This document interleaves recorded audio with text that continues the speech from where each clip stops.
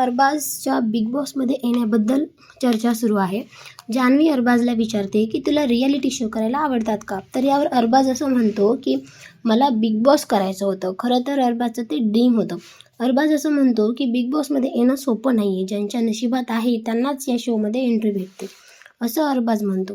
आणि तो नंतर असं सांगतो की माझ्या आईचं आणि बहिणीचं ड्रीम होतं की त्यांना मला बिग बॉसमध्ये बघायचं आहे. आणि त्यांच्याबरोबरच लोकांचं पण म्हणणं होतं की आम्हाला तुझी रिअल पर्सनॅलिटी बघायची आहे. अरबाज कसा टॉल आहे, हायटेड आहे आणि स्मार्ट पण आहे. तर लोकांना असं वाटायचं की यार हा चांगला तर आहे, पण याला 24 आवर्स बघितलं तरच समजेल की हा कसा आहे.